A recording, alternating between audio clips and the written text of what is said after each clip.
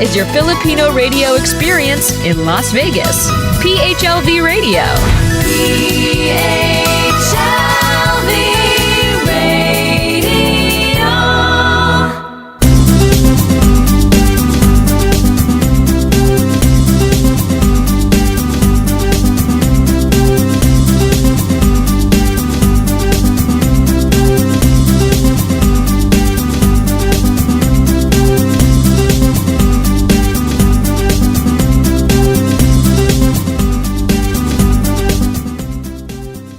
Hello, everyone. Welcome to another episode of Smart People Travel Wise, a podcast that tells us all about travel.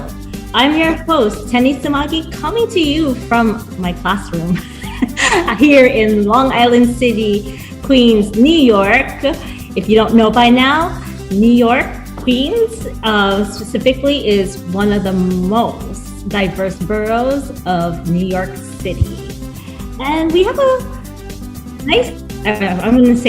we have a special show today because you're going to get to know about me, because this is my 10th episode hosting this award-winning podcast. And, my name's Tennie, so 10. And so this episode, I'm going to introduce you 10 places to go before I turn 50. I'm 43, by the way, so I have 7 years to accomplish this bucket list of mine. But before we get started, if you are watching live, please hashtag live. And if you are watching on replay, hashtag replay. Make sure you tell us where you're coming from so that we can acknowledge all of you.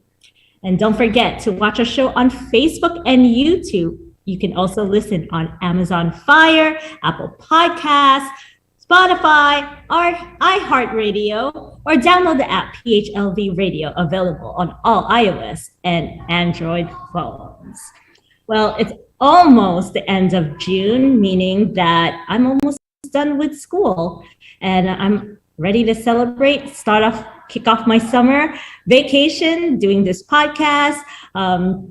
What else am I doing? I'm doing a lot of music. If you don't know by now, I am a music teacher, and I also write music, mainly Christian music. So I've been writing a lot of Christian music songs as of late.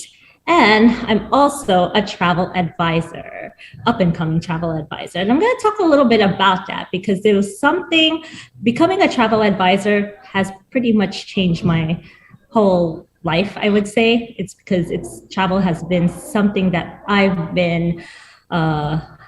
that's something that I love, and that's been something that has been introduced to me since I was young, since I was 4. My parents are avid travelers. My late dad, used to plan out all of our travel adventures, from going to Disneyland to London to Philippines. And since then, even when he passed away, he left us a great legacy, thanks to his superb money management, his superb skills in money management and finances. So my sister, my mom, and I, we've traveled a lot because that's our passion, and that's why we are a great family, because traveling is a time for us to bond, especially we are from New York City. The hustle and bustle sometimes, can get to us, and we made it an effort to at least travel once a year, anywhere, any place in the world. Now, let me introduce you to myself. Let me introduce you to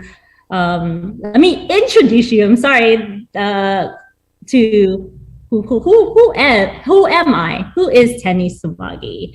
Well, I am 43 years old. My birthday is, I'm not 43, I'm 42 right now. I'm turning 43 in October. I've been a teacher for almost 18 years. 15 of those years have been in elementary school. I've just recently started working in middle school, not far from my hometown of Woodside, New York, here in Long Island City, Queens, New York.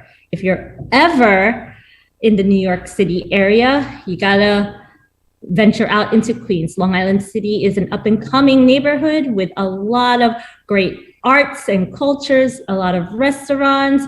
It's actually one of the most expensive neighborhoods I should say, the most expensive neighborhood in Queens.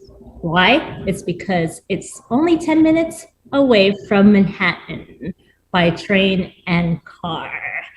So that's a little bit about me. I'm a native New Yorker, born and raised, love the city, love the Big Apple. I've worked in Queens, Brooklyn, Manhattan, Bronx. I haven't worked in Staten Island, but I've actually been on a school trip in Staten Island. So I guess you could say I've worked all over the 5 boroughs of New York. And I've mentioned I'm an avid traveler since I was 4, maybe. When I was 4, that was the first time I went to the Philippines. And I don't speak Tagalog, by the way. But that was, I would say I still vividly remember my first time in the Philippines. And I will say it was, I wanted to cry. I remember I had to use the bathroom and I think my mom or my dad joked that, in the Philippines, you could pee anywhere in the street and you could pee behind those bushes there. And I said, no, I need a bathroom. And that was back in 1984. So, the Philippines wasn't as developed as it is now. So can you imagine me peeing in the streets of Manila? And one of the most fascinating things that I saw in the Philippines when I was 4 is I remember seeing on the street that there were these kids selling soda pop on a plastic bag with a straw. And I remember asking my dad, can you buy that for me? And my dad was like, no, you can't drink that. It's not good for you. So when I came home from the Philippines, you know what I did?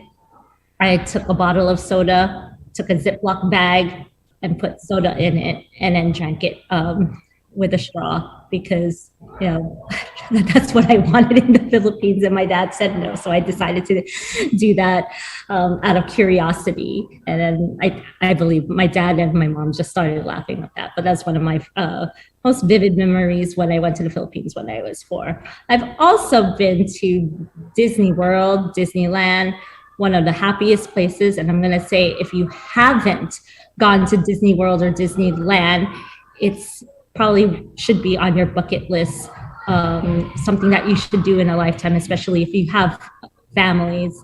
And ironically, Disney World, Disneyland, Disney is celebrating its 50th anniversary. So I'm promoting it here on Smart People Travel Wise to all those families who are listening. Take your family to Disney World or Disneyland, especially this year. There's a lot of great events going on.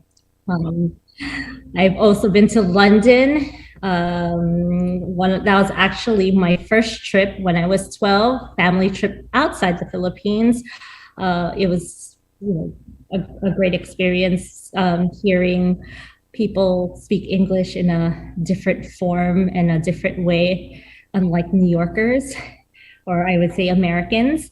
And I think one of the greatest experiences I had when I was 12 was my sister was really big on Shakespeare, and we actually went on Shakespeare upon Avon, where we actually saw where Shakespeare's from, where he was born and where he was born. And I'm not a big Shakespeare fan. I think I've only read 2 of his books fully. Most of the times in high school and college where I read Shakespeare, I usually cheated and used Cliff Notes. But being that I'm a songwriter, I should read more about Shakespeare. I know a lot of rappers like Kanye West love Shakespeare, and I know Alicia Keys loves Shakespeare, and his writings inspire her songs and so forth. I've also been to France.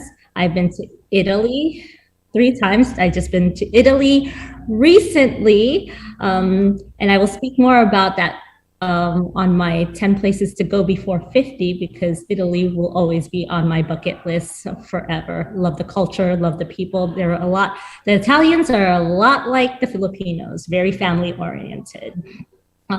Brazil, Singapore, Greece.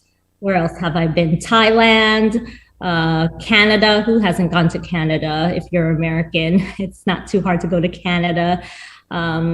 Domestic places, I've probably been to 20 states out of the 50 states. And I am trying to go to all 50 states, probably before 50, but I highly doubt that's going to happen because there's so many great places that I want to see internationally. So what led me to become a travel advisor is passion. The passion to share, the passion to love. I think travel is something that brings families together. It's also for myself, being a teacher, you're introduced to so many different cultures, people from different places, different faces, different backgrounds, different ethnicities, middle class, low class, high class. And I would say my teaching career has shaped me to want to become a travel advisor, because I would say being a travel advisor is like being the coolest social studies teacher with better pay. I hope as a travel advisor, I get to, take a tour, a group tour to Italy and just educate them on the Michelangelo and the Uffizi Gallery and the Colosseum, or just teach them how to sing in Italian or say the numbers, uno, due, tre, quattro, cinque. I don't even know my numbers in Tagalog, but somebody out there wants to teach me Tagalog, I will hire you. But I'm branding my own travel website called Unforgotten Travels. It's a spin to my name, Tennie, Unforgotten, because a lot of my travels are unforgotten experiences. So that's a work in progress, and I'll speak more about it in future episodes to come. Now let's get down to the nitty gritty and let's talk about my top 10 places to go before turning 50. So I have, like I said, I have 7 years to accomplish this, and maybe jot some of these places down and start looking on Google or travel websites, or you could ask me as a travel advisor or any travel advisor that and start, maybe that could be on your bucket list, or top 10 places or 100 places that you want to go before you turn 50. And it doesn't automatically it doesn't have to be when you're 50. If you're in your 20s, you could accomplish that before you're 25, 30, 40s, or like that popular book, 1,000 Places Before You Die. I think every avid traveler has a bucket list that they want to accomplish before they die. But this is my bucket list that I want to do before 50. And I'm going to go in the order where I hope to accomplish it, starting with this year.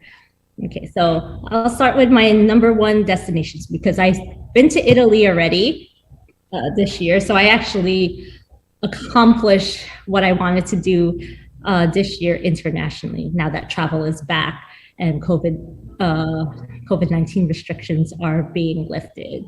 So I spoke about this destination before on my podcast when I had Keisha Adriano, and that is her hometown.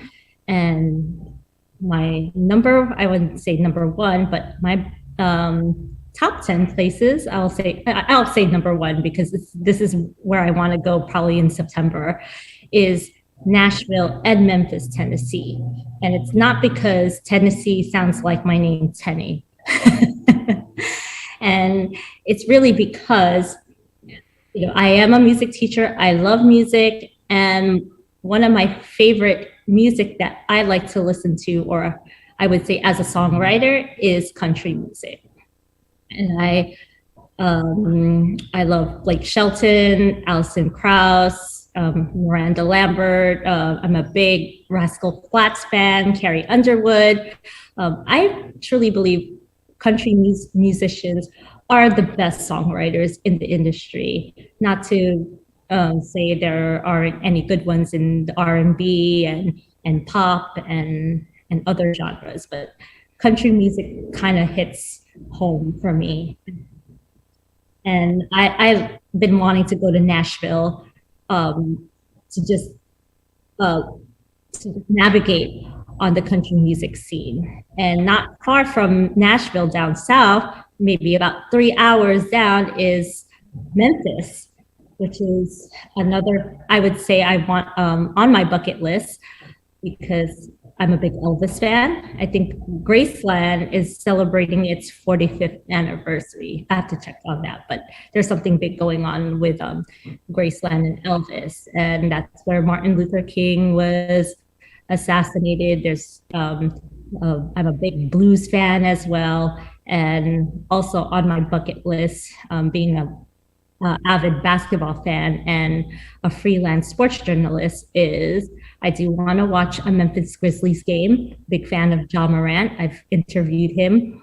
The first time I interviewed him was actually around this time when he was drafted. And this week is the NBA draft here in New York.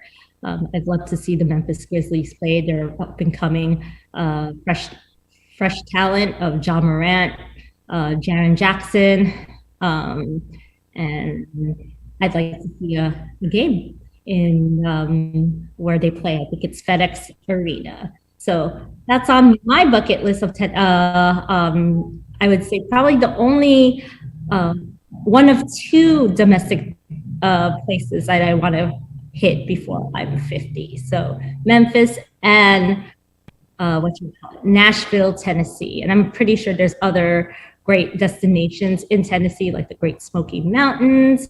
That could be I think it's Gateland.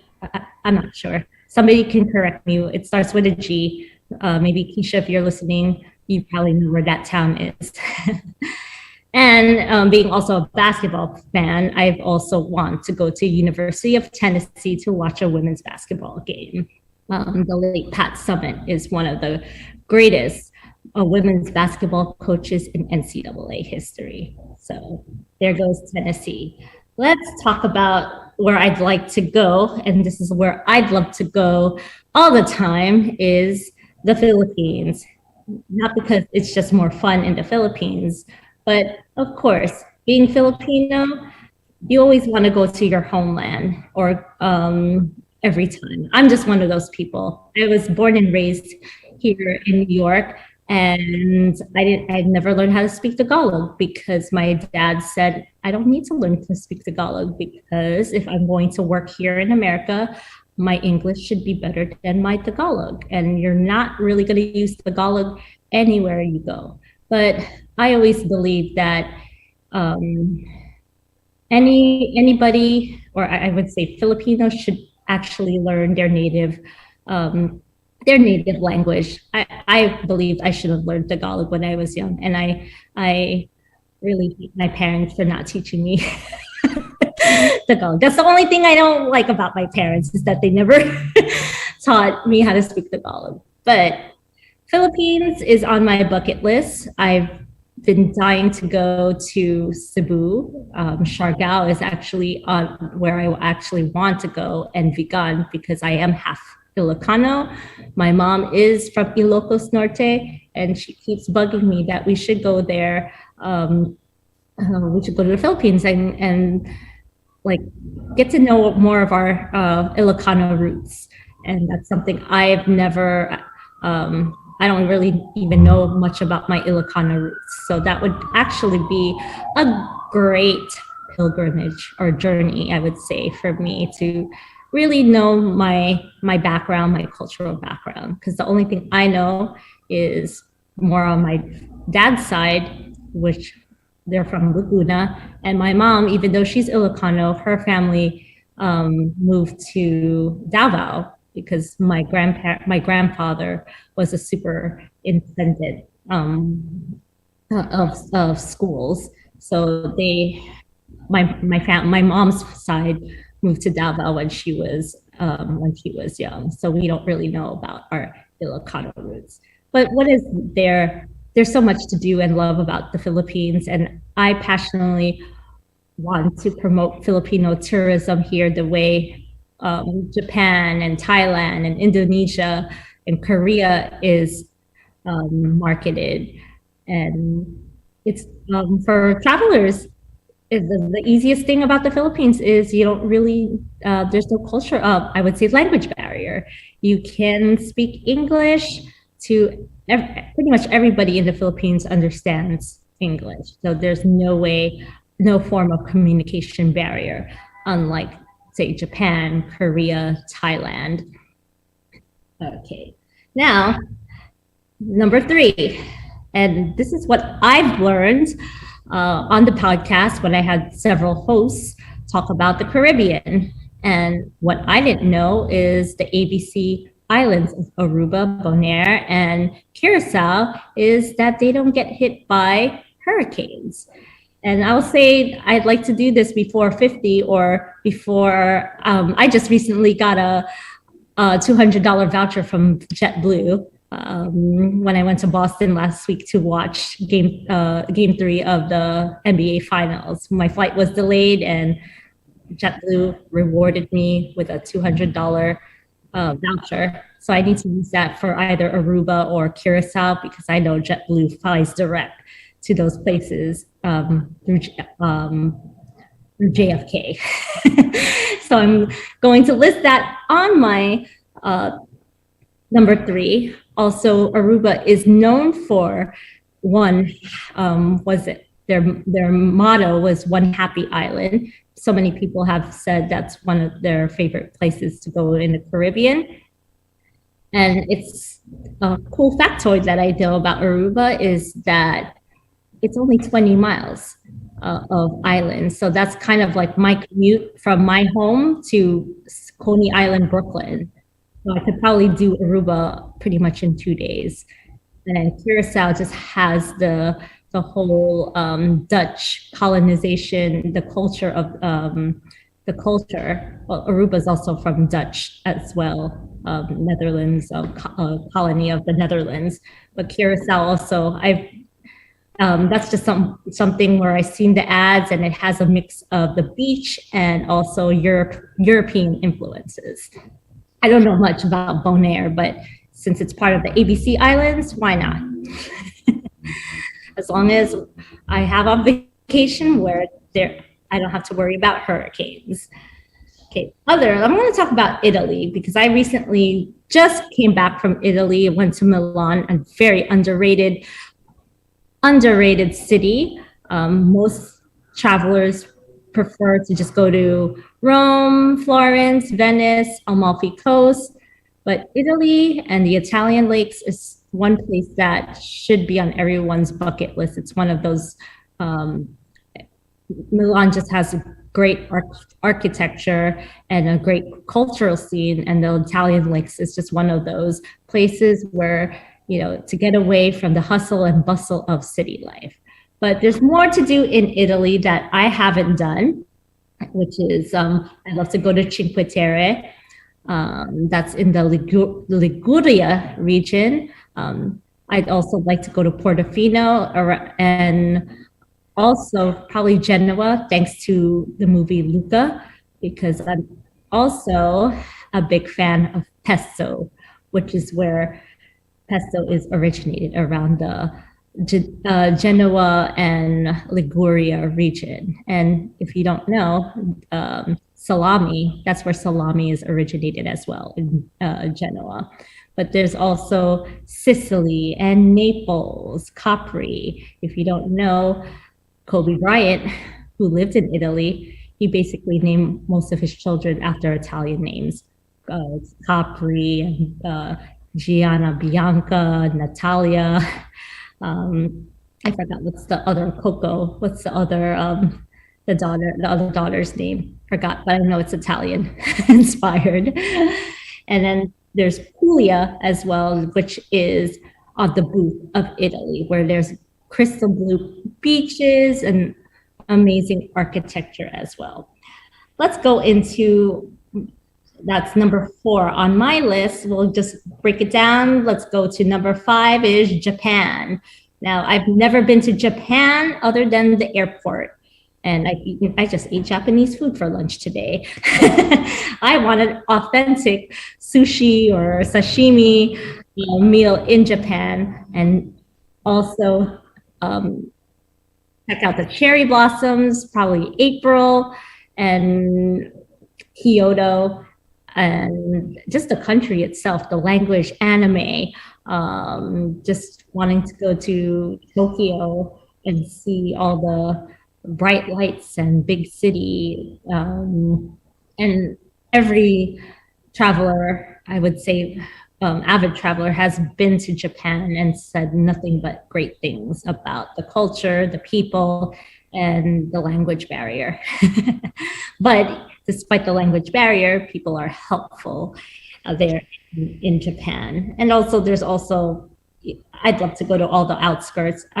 Just as a traveler in my age, I'm not all about the popular destinations anymore. I'd like to explore more of like the countryside and what's outside the city. Portugal is another one, number 6. I'd love to go to Lisbon, thanks to Samantha Brown and her show before she branched out to do her thing. It was always on, I used to watch Passport to Europe on Travel Channel, and that's how I was introduced to Portugal, because wherever she went, she was doing a story on fado, which is a popular Portuguese music. She went to like a fado, a music venue that had fado music, and plus she explored Lisbon. And I want my classic pictured tram picture that's always on every travel book out there or travel website. And also Porto, the Algarve with nice beaches, and also explore the outskirts of Portugal, was Óbidos, Evora, and it's also on the list of one of the cheapest places to visit in Europe. So, people like to travel luxury, but they also like to travel cheap as well. So on my list, I just recently will do number 7 is Maui, Hawaii, because I am working on helping my friend create an itinerary to Maui. And as I was finishing up my certification, Hawaii certification, whenever you're a travel advisor and you like study all these certifications, it just makes you hungrier and want to travel to all the places that your clients want to go to. And hopefully one day I'll probably barge into my client's honeymoon vacation because I want to go there too. So Maui is on my list because everyone I know who's been to Hawaii, most of the islands, Oahu, Kauai, Big Island, a lot of people's favorite island would say Maui is because just the landscape, the Hakalea Park, and the road to Hana, plus one of the oldest luau's is Old Lahaina Luau, which I've also learned from Samantha Brown, and also from the book 1,000 Places to See Before You Die. That's one of the most authentic luau's you could see in Hawaii. So that goes to number 7. Let's go to number 8. What is number 8 for me? Oh, Africa.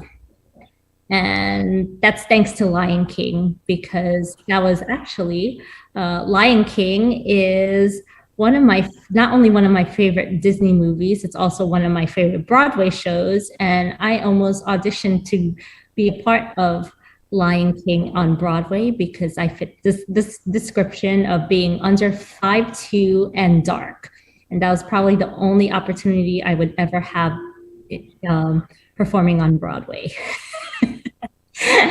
And also, I sang Circle of Life in high school as one of the soloists. One of my high school teachers, my high school music teacher chose me to sing the solo part. So Lion King has a lot of special meaning, but that's not the only reason why I want to go to Africa, specifically South Africa, Kenya, and Tanzania.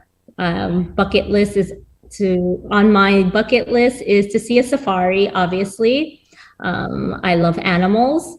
I like eating some type of animals. Joke only.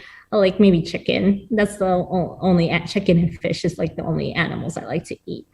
But jokes aside, I've always just wanted to go to an authentic African safari. And on top of that, I'm very big on philanthropy. I was inspired by Oprah.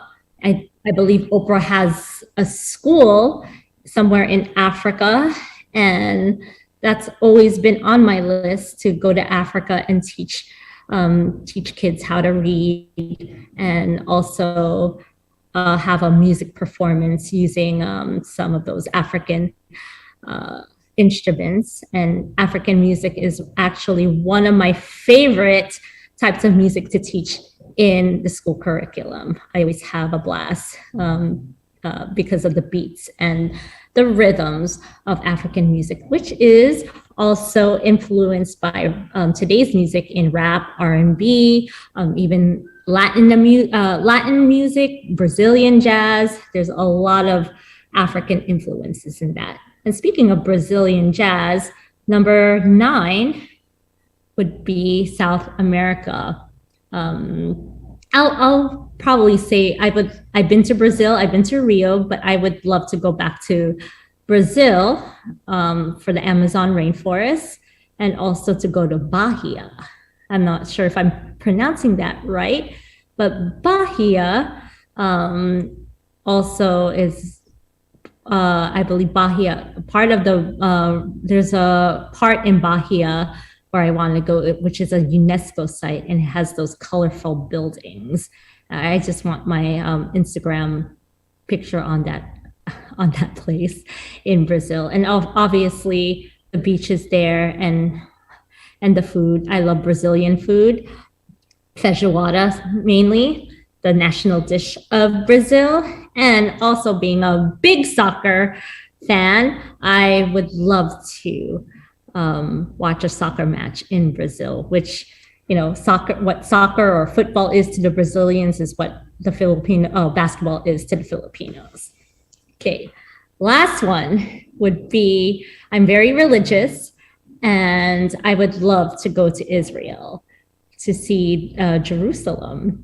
It's just, and also Bethlehem and Nazareth and all the Galilee and all the biblical places that Jesus has been to. I want to do the same thing before I die. Israel is also my last, I would probably go to Israel before I turn 50. I've never been to the Middle East. And I've learned so much about the Middle East thanks to, social studies class. And it's also just in I've always been curious of what Israel looks like based on biblical stories and what you listen to in the news about all those political conflicts. Now, before we end, I just like to say that, travel is an amazing, I'm enjoying being in the part of the travel industry. There's so much to learn. There's so much, and it's not because that there's so many places to go to, but just the industry itself. It's just a happy industry. Not to say that being a teacher wasn't a happy industry, but it's a stressful industry. But travel is a little bit different. It has elements of being, it has elements of business and also journalism. There's so many ways I could be a great travel advisor and really kick butt in the travel industry. So doing this podcast, this has been a blessing in disguise. And I'm happy to do this, and I hope to do this for many years to come here on PHLV Radio. I hope to inspire and educate more people on wise traveling, because why? Smart people travel wise. Okay, so we'll end it here, and make sure you tune in every Tuesday, 3 p.m. Eastern Standard Time, 12 noon Pacific. I'm Tennie Savage. Catch you all later here on Smart People Travel.